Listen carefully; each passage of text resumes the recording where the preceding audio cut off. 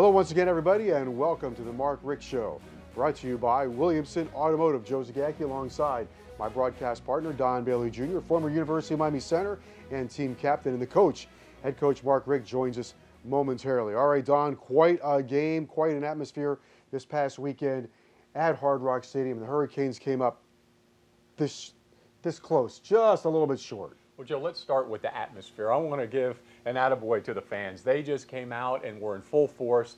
They made a difference in the ball game. I think they affected Florida State offensively. They affected DeAndre Francois in his play calling. They were loud. They were powerful and passionate, and it was great to see. The ball game itself, I can tell you this much, A for effort for the University of Miami. They did a great job. The defense provided really energy for the entire stadium and the entire football team. Offensively, as Miami did as good as they could do it, but as you mentioned, they came up this short. Well, for the 8th time in the series, it was decided by a missed kick. Let's take a look at the highlights. Brought to you by UHealth Sports Medicine. We'll get you back in the game.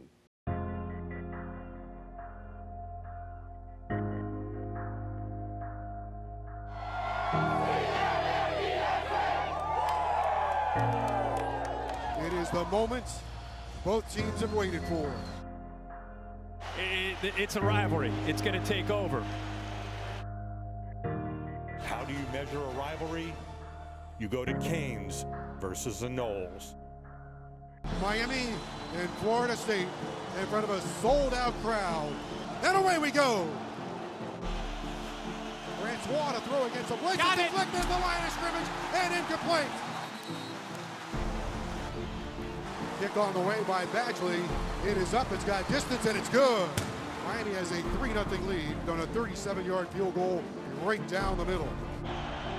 McGuire looks right. He's going to be hit and drop all the way back at the 30-yard line. Gerald Willis and Joe Jackson, a 14-yard loss. And McGuire is going to throw. Looking on a slant, intercepted at the 20-yard line by Miami. Miami has the ball back at their 23-yard line. Now let's see if they can do something about it. Fires end zone, pull, he's out there. He's got it! This is going to be an interesting look. At the review, the receiver's left foot was in bounds when the ball was in the back. Thank you, thank you, thank you. Francois well protected, but the ball's batted down. That time Jackson just knocked that ball away. Kick is on the way, and it is going to be good!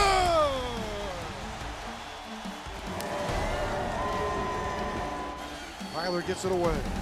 Barrios looks up in the sky, has this one at the 40. He's at the 45 to midfield. He's got the 40. He's at the 30.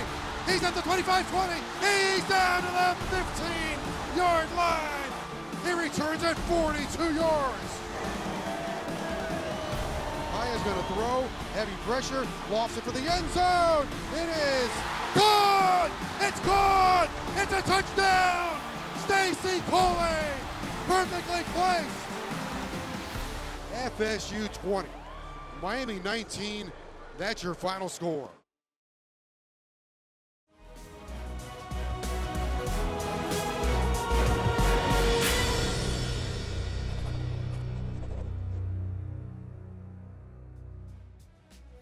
Welcome back to the Mark Richt Show, everybody. Brought to you by Williamson Automotive, Joe Zagacki and Don Bailey Jr., and University of Miami head coach Mark Richt. And coach, you're back in the series of Miami and Florida State, and again, it ends in a kick. Yeah, another kick. That was wide left, wasn't it? I think you did, yeah. Yeah, I didn't think of that. Wide left, yeah, a little bit under left. Yeah, got kind of knocked that way. Yeah, it's a shame how it ended, obviously. We had there's ups and downs in any game, and good things and bad things, but it's getting down to the wire, and we're battling. Defense gets a great stop. We get the punt and get a great return, and get put into great field position. And then on the 4th down play, we score when we need it the most. So you figure, we're at least tied up and maybe have another chance of getting the ball. Who knows? But then we get the extra point blocked. And so now there's still time. It's not over. And, they line up for an onside kick. Thinking we'll do that. And that's one thing you could have done. But those are hard to get. They get 10 guys up there. That's just hard to get. And there's still, you know, about a minute 30 or so, and 3 timeouts. So I figured they wouldn't throw the ball. So we knocked it down deep, which was good. We tackled them inside the 15, I think. And if we could have just got one more 3 and out with 3 timeouts, we'd have got the ball back. When they punted us, we might have been in field goal range after the return. You never know. So we had a chance to get back and still win it. And so it wasn't over after the missed kick, but it certainly made things a lot more difficult for us to find a way to win, and just were not able to do it. Coach, when you talk about the missed kick and how you got to that point, one thing that was evident in the whole ball game, though, was effort. And you talked about needing effort from the crowd, right? Fans, oh yeah. And from the football well, team. Let's start with the crowd. Yeah. They were unreal. They were so good I couldn't even get the game, literally. I do the first cane walk, and after that, I think it's for the players. You know what I mean? And so anyway, the plan was to kind of circumvent the cane walk with Officer Hudak or Chief Hudak. Chief, yes. And so we got stuck. We could not move. I was sitting in that car for at least 10, 15 minutes on the way in, and you know, luckily we had plenty of time. But you know, I'm getting ready to go and jump the barricade and go, and he's like, "No, you can't go out there." But the fans were amazing before the game, during the game, and even as we went through the tunnel, a lot of the fans were clapping for the guys, and I think just for their effort. They knew how hard they fought, and I know the fans fought too. So that was huge. And then the effort of the players was great. There's a lot of plays that can point that out. I can look at one offensively. The touchdown that got called back, unfortunately, but on that play, there couldn't have been a greater effort run than what Mark Walton did. But we also had Amon Richards downfield blocking 2 guys, and then we had Njoku David, who was on the back side of the play, getting out in front of the thing to make a key block to get the score. So there was tremendous effort on that play, and a lot of plays, but that was exceptional. And then, one time early in the game when Dalvin Cook pops out of there for looks like a touchdown, and backside corner, I'm talking about way backside cornerback, Corn Elder walks him down and tackles him, and then they end up throwing the interception down. They get no points because he decided he cared enough to get the guy on the ground. And but there's a lot of that. But that's the kind of thing that we've been trying to instill in these guys, and they've bought in very well. It's been really fun to watch those guys play with that kind of effort. Coach, when you and we're only you're only 5 games into the whole deal, but when you look at what you saw there tonight in terms of the efforts, the crowd in the stadium, the way the stadium, the atmosphere, the way it looked, the way the players responded. Does it fit into your vision of what it could be? Oh yeah. No, it's not even what it could be. It's what it is. What it's going to be. It's what it is. Yeah. You saw it. It happened. I mean, it was as good as an atmosphere as you'll find anywhere in America. It was as much passion from a fan base as you'll find anywhere in America, probably more than most. And so we don't have to wait for those moments. Matter of fact, we can have another one this weekend, and that's what we need to have. Right. We're going to play a really good football team that beat the one that just beat us. Obviously they had a rough week last week, but the weather was nasty, and it was one of those turnover days, and things the wheels kind of fell off. But they're an outstanding football team, and we know what happened last year. So we got our work cut out for us, and we need home field advantage. We need home field advantage. Yeah. We need it from the passion, from the moment we come through the gates to the when the clock goes 0-0-0. All right, when we come back, we'll turn our attention to the Tar Heels of North Carolina. That's next right here on the Mark Richt Show.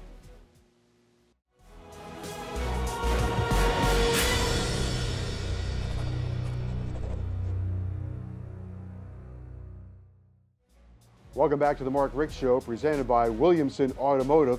And Coach, North Carolina comes in on Saturday, and they bring an explosive offense. They do. Very talented. You talk about the RPO, the run-pass option.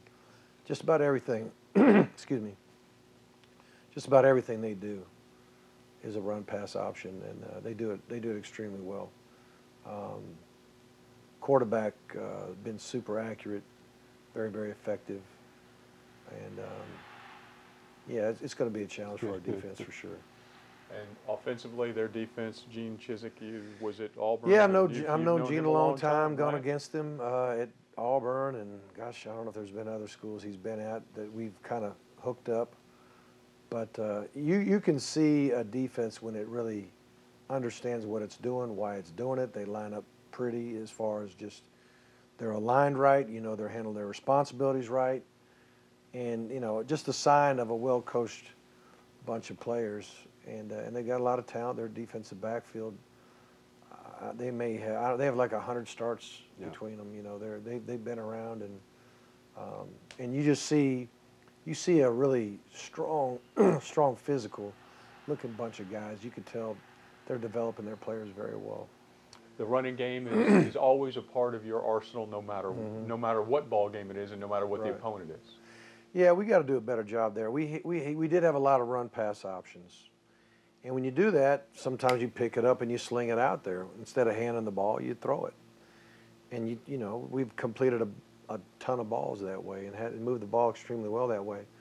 But there are times where you just got to call it and you got to run it. Now, you might have a combo run where you're going to run here or run there, but you're still going to run the ball. And we probably got a little too heavy on the RPOs, and you know, we did not hand the ball off enough. We did what we were supposed to do, but sometimes you gotta call a run without the possibility of slinging it out there.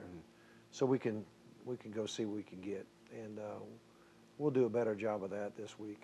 Seems like North Carolina, I guess maybe you'd sum them up. On offense, they love big plays, looking for the big chunk plays, and defensively, they want to set it up so they make you drive the length of the field. Right. Yeah, they rarely give up a big play. They play kind of an umbrella kind of look.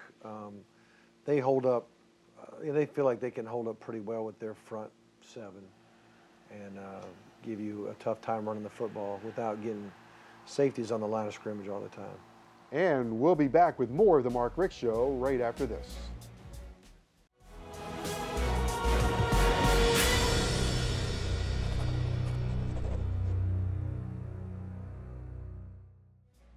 Welcome back to the Mark Richt Show, presented by Williamson Automotive. Joe Zagacki and Don Bailey Jr. And, Coach, this week we had a chance to honor the 1991 team, and we had new uniforms. I thought they looked good.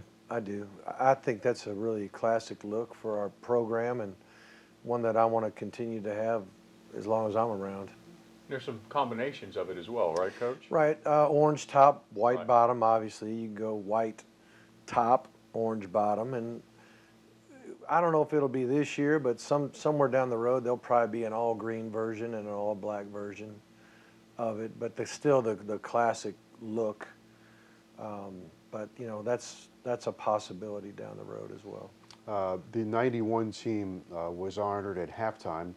Their little on-campus ceremony got hurricaned out, but Gino Toretta was your honorary captain, and that was nice. I know he really enjoyed that. And then this week is the 2001 championship reunion. That's wonderful. Well, first of all, you know, Gino came and had dinner with the team, and he talked to the team after dinner the night before the game. Did an awesome job, and that's so important to me. That's a big part of this honorary captain thing. I want to bring back players from different eras to come back and talk to our players about how it was like in their day, what the university meant to them then, what the university means to them now, and what the team means to them now. The connection between our current players and the players of the past, I think, is just so important.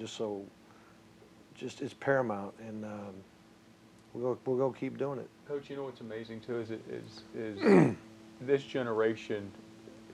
A lot of people feel they don't listen and they don't want to. They don't care about history, but it's not really the case around here. You know, they really buy into what these. They buy into it. I mean, when you get Michael Irvin come back and talk, or Ray Lewis come back and talk, or what you have, Vinny, you had Bryant McKinney. You had Bryant McKinney and Vernon Carey at one time at practice. At practice, I mean, two first rounders. Guys are looking up to them, and you know, I mean, it's just we need that, and that is probably the #1 strength we have at the U, and that is the brotherhood and the family and the bond that the players have with one another. Not only the guys that played together like you and I, but guys that played over all this time.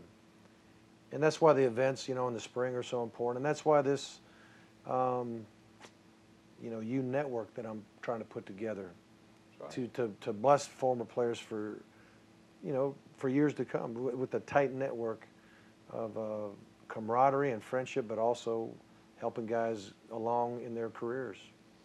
Coach, is that connection stronger than you thought maybe when you came back? Or about what you thought from afar? I knew it was strong. Everybody talks about it, right? Yeah, I knew it was strong. But these guys, they do. Like when we had the Paradise Camp, right? And there was a who's who. I don't know how many first rounders and All-Americans. I mean, they're just everywhere. Just everywhere you turn, and you're like, you want to hang around this guy and that guy, or think this guy or that guy, and they're all great. They're all great. But they all really enjoyed coming back. And being around each other, and just talking ball and helping young kids understand what it takes. And I'll be honest with you, there was a bunch of them calling like, hey, what about me? I want to come to to Paradise, And so next year, who knows what's going to happen? But well, Coach, I want you to know too, those guys are stepping up big for your indoor practice facility. They're is that right? That's awesome. Committing and they're working on it, and they're players helping players. Well, I love it. It's like for me to get back, it was a natural, and this university's blessed me in a big way, and I felt I needed to do reciprocate that. Coach, Saturday 3 o'clock against North Carolina. What do you want it to look like? Lit up. The recruits. Here's what the recruits said. The atmosphere was like none other. That's huge. They saw one whale of a ball game. They saw good, bad, and ugly, but they saw two teams battle it out toe to toe.